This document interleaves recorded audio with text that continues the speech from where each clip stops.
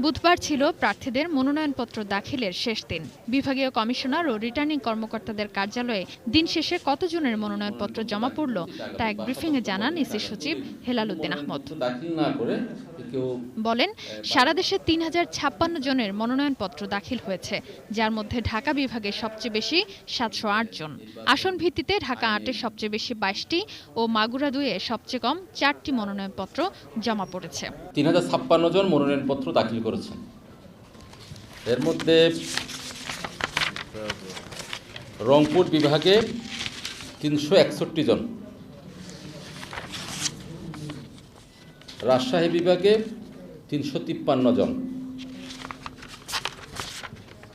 খুলনা বিভাগে ৩৫১ জন, বরিশাল বিভাগে ১৮২ জন, ময়মনসিংহ বিভাগে ২৩৬ জন,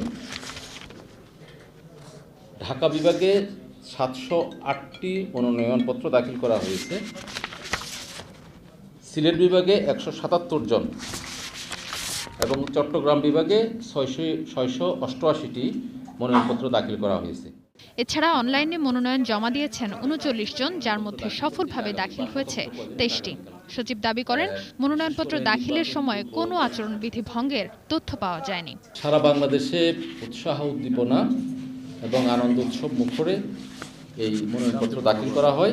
যারা অনলাইনে মনোনয়নপত্র দাখিল করেছে তারা হয়তো সরাসরিও হার্ড কপিও রিটার্নিং অফিসার বা সহকারী রিটার্নিং অফিসারের কাছে এই মনোনয়নপত্র দাখিল করে থাকতে পারে। এদিকে ২০ দলীয় জোটের অভিযোগের প্রেক্ষিতে নারায়ণগঞ্জের এসপি আনিসুর রহমানকে প্রত্যাহার করেছে ইসি। ব্রিফিংয়ে এর ব্যাখ্যা দেন হেলাল উদ্দিন আহমদ। মাননীয় নির্বাচন কমিশনের কাছে এই বিষয়টা মনে হয়েছে যে তার ওখানে থাকাটা ঠিক হবে না, যার ফলে মাননীয় নির্বাচন কমিশন বলেছেন যে তাকে প্রত্যাহার করে দেওয়ার জন্য জননিরাপত্তা বিভাগকে নির্দেশনা দিয়েছে। দলভিত্তিক মনোনয়নপত্র দাখিলের তথ্য বৃহস্পতিবার জানানো হবে বলে জানান ইসি সচিব। প্রধান নির্বাচন কমিশনার এবং অন্যান্য। Sadia Afroz, ATN news, Dhaka.